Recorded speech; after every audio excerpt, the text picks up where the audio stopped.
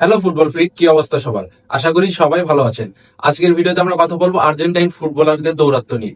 কিভাবে আর্জেন্টাইন প্লেয়াররা বর্তমানে পুরো পৃথিবী জুড়ে রাজ করতেছে এবং কিভাবে তারা ন্যাশনাল টিমে বলেন, ক্লাব পর্যায়ে বলেন, সব জায়গায় কিন্তু এই আর্জেন্টাইন প্লেয়াররা বর্তমানে বিশ্ব মাতাচ্ছে। তো কিভাবে তাদের এই বিপ্লব ঘটলো আর্জেন্টিনার ফুটবলের, আজকের ভিডিওতে সেই বিষয় নিয়ে আলোচনা করব।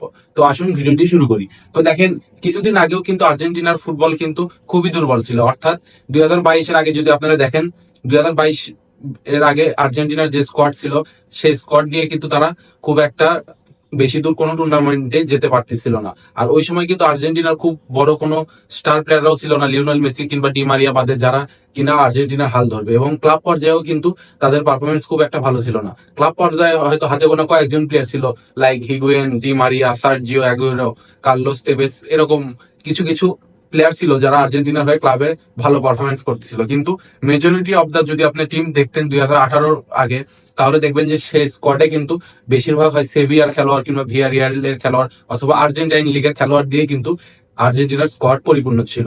তবে বর্তমান চিত্র যদি আপনারা দেখেন, যে আর্জেন্টিনার বর্তমান টিম যদি আপনি দেখেন, ন্যাশনাল টিম, তাহলে আপনারা দেখতে পারবেন যে এখানে লিভারপুল বলেন, চেলসি বলেন, ম্যানচেস্টার সিটি বলেন, ম্যানচেস্টার ইউনাইটেড বলেন, সব বড় বড় ক্লাবের প্লেয়াররাই কিন্তু বর্তমানে আর্জেন্টিনার স্কোয়াডে আছে। আর তারা যে শুধু বড় বড় ক্লাবে খেলে তাই কিন্তু না, তারা কিন্তু ওই সকল টিমের বর্তমানে মেইন ম্যানও বলা যেতে পারে। তো একে একে আপনাদের কিছু প্লেয়ারের কথা বলি। যেমন আপনি যদি দেখেন যে চেলসি, চেলসি কিন্তু ইউরোপের অনেক বড় একটি ক্লাব। যদিও তাদের এখন ফর্ম খুব একটা ভালো না, তবে এই চেলসি কিন্তু অনেক বড় একটি ক্লাব ইউরোপে। তারা কিন্তু দুইবার চ্যাম্পিয়ন্স লিগ জিতছে এবং প্রিমিয়ার লিগ জিতছে অনেকবার। তো এই চেলসির কিন্তু বর্তমান ক্যাপ্টেন কিন্তু এনজো ফার্নান্দেস, যিনি কিনা আর্জেন্টিনার মিডফিল্ডের একজন নিয়মিত খেলোয়াড়। আর এই এনজো ফার্নান্দেস কিন্তু বর্তমানে চেলসির সেরা খেলোয়াড়। তিনি কিন্তু একজন ডিফেন্সিভ মিডফিল্ডার হয়েও এই সিজনে 11টি গোল এবং 12টি না 13টি অ্যাসিস্ট করছেন। তো এই ডিফেন্সিভ মিডফিল্ডার হিসাবে কিন্তু এই স্ট্যাট অনেক ভালো। আপনি যদি রদ্রির ব্যালন্ডিয়ার সিজন দেখেন, সেই সিজনেও কিন্তু তিনি এরকমই গোল অ্যাসিস্ট করছিলেন। তারপর আসি অ্যালেক্সিস ম্যাকঅ্যালিস্টারের কথা। এই অ্যালেক্সিস ম্যাকঅ্যালিস্টার কিন্তু বর্তমানে লিভারপুলের নাম্বার 10। লিভারপুলের মতো বড় ক্লাবের নাম্বার 10 হওয়া কিন্তু খুব সহজ কিছু না। আর তিনি কিন্তু লিভারপুলের হয়েও এবার দুর্দান্ত ফর্মে আছেন এই সিজনে, এবং এই সিজন ডিফেন্সিভ মিডের দিক থেকে কিন্তু আমার মনে হয় তিনি সেরা পারফর্ম দিয়েছেন লিভারপুলের জার্সিতে। আবার আরেকজনের কথা যদি আসি, রদ্রিগো ডেপল। এই রদ্রিগো ডেপল কিন্তু বর্তমানে অ্যাথলেটিকো মাদ্রিদের প্লেয়ার, এবং রদ্রিগো ডেপল কিন্তু অ্যাথলেটিকোর মাদ্রিদের হয়েও কিন্তু দুর্দান্ত ফর্মে আছেন। আবার হুলিয়ান আলভারেস, এই হুলিয়ান আলভারেসকে নিয়ে কিন্তু ইউরোপের ট্রান্সফার উইন্ডো আসলে কিন্তু সবসময় গরম হয়ে ওঠে এই হুলিয়ান আলভারেসকে নিয়ে। হুলিয়ান আলভারেসকে কিন্তু অনেক বড় বড় ক্লাব লাইক বার্সেলোনাও কিন্তু নিতে চায়, তবে তাদের ফিনান্সিয়াল কন্ডিশনের জন্য কিন্তু আলভারেসকে নিতে পারেনি। আর তারা কিন্তু তাদের 2026-এর মেইন টার্গেট হিসাবে আলভারেজকে রাখছে। আবার লাউতারো মার্টিনেজ কিন্তু ইন্টার মিলানের ক্যাপ্টেন, এবং শুধু তিনি কিন্তু ক্যাপ্টেন না, ইন্টার মিলানের বর্তমানে যে কয়েকজন প্লেয়ার আছে, এই সব প্লেয়ারদের ভিতর কিন্তু সবচেয়ে বেশি ইম্প্যাক্টফুল প্লেয়ার এই লাউতারো মার্টিনেজ। আর এই লাউতারো মার্টিনেজ কিন্তু অলরেডি ইন্টার মিলানের হয়ে 100+ গোল করে ফেলছে। আর আর্জেন্টাইনদের কিন্তু ইন্টার মিলানে একটি বড় হেরিটেজ আছে। এর আগে কিন্তু অনেক বড় বড় তারকারা কিন্তু এই ইন্টার মিলানের হয়ে খেলছে, যারা কিনা আর্জেন্টাইন ছিল। তারপর আসি ক্যাপ্টেন্সির কথা নিয়ে। দেখেন যে বর্তমানে ইউরোপের অনেক বড় বড় টিমের ক্যাপ্টেন্সি কিন্তু আর্জেন্টাইন প্লেয়াররাই করতেছে। যেমন ক্রিস্টিয়ান রোমেরো করতেছে টটেনহামের ক্যাপ্টেন্সি, আবার এনজো ফার্নান্দেস চেলসিতে আছে। তারপর অ্যাথলেটিকো মাদ্রিদের ক্যাপ্টেন্সিও কিন্তু মাঝে মাঝে ডেপল করে। আবার ওইদিকে আপনি যদি দেখেন, লাউতারো মার্টিনেজ কিন্তু ইন্টার মিলানের ক্যাপ্টেন।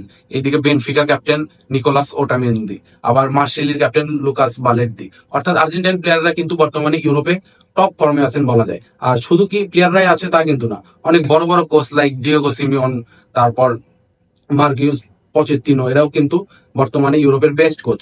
আর বর্তমান যদি আপনি ন্যাশনাল টিমের দিকে তাকান, যদি দেখেন যে সাউথ আমেরিকার যে কয়েকটি ন্যাশনাল টিম আছে, তার ভিতর কিন্তু 80% ন্যাশনাল টিমের কোচ একজন আর্জেন্টাইন লেজেন্ড।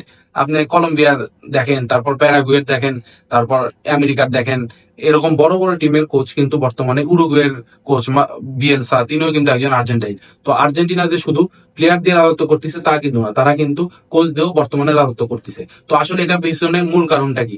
এটার পিছনে আসলে মূল কারণ আমার মনে হয় এই ওয়ার্ল্ড কাপ জেতাটা। কেননা আপনি যদি দেখেন যে একটি দেশ যখন ওয়ার্ল্ড কাপ জেতে, ধরেন বাংলাদেশ যদি আজকে ওয়ার্ল্ড কাপ জেতে, তাহলে বর্তমানে বাংলাদেশের যে ইয়ং জেনারেশন আছে যারা কিনা বর্তমানে ফুটবল খেলে, যাদের বয়স ধরেন 5 বছর, 7 বছর কিংবা 10 বছর বয়স, এরা কিন্তু এই ওয়ার্ল্ড কাপ জেতা দেখে কিন্তু বড় হবে এবং এদের মনের ভিতরে কিন্তু এরা সংকল্পনা করবে যে তারাও ভবিষ্যতে একদিন ওয়ার্ল্ড কাপ জিতবে। তো আমার মনে হয় এই জিনিসটাই কাজে লাগাচ্ছে আর্জেন্টিনা, যে আর্জেন্টিনার ওয়ার্ল্ড কাপ জেতা দেখে কিন্তু তাদের যে ইয়ং প্লেয়ার আছে এরা কিন্তু অনেক অনুপ্রাণিত হয়েছে, যার ফলে কিন্তু আপনারা বর্তমানে যদি দেখেন যে অনেক ইয়ং ট্যালেন্টেড প্লেয়াররা আর্জেন্টিনার উঠে আসতেছে, like Franco Mastantuono, Claudio Echeverri, Thiago Almada. এরা কিন্তু অনেক ইয়ং ট্যালেন্টেড প্লেয়ার। আর 2022 বিশ্বকাপের পর থেকে কিন্তু এরকম আরো অনেক ইয়ং ট্যালেন্টেড প্লেয়ার আর্জেন্টিনা জাতীয় দলে আসতে যাচ্ছে। তো আমার মনে হয় আর্জেন্টিনার জাতীয় দলের ভবিষ্যৎ আরো ভালো হতে যাচ্ছে ভবিষ্যতে, এবং আর্জেন্টিনা যদি এই ধারাবাহিকতা বজায় রাখে তাহলে হয়তো তারা আরো 2-1টি বিশ্বকাপ জিততে পারবে। তো আপনাদের কি মনে হয় আর্জেন্টিনার এই ফুটবলের বিপ্লবের পিছনে কাদের হাত সবচেয়ে বেশি আছে? এটি কিন্তু কমেন্টে অবশ্যই আপনারা জানাবেন। আর এই জায়গায় আমি 3জন মানুষকে মেনশন করতে চাই যাদের আমার মনে হয় যে এদের কারণেই মূলত আর্জেন্টিনার ফুটবল চেঞ্জ হয়েছে। তো 1 নম্বরে আমি সবচেয়ে আগে বলবো লিওনেল স্কালোনি। এই স্কালোনি না থাকলে কিন্তু আর্জেন্টিনার বিশ্বকাপ জেতা আমার মনে হয় না হতো। আর এই স্কালোনির কিন্তু বিশ্বকাপ জেতার পিছনে একটি বড় ভূমিকা আছে।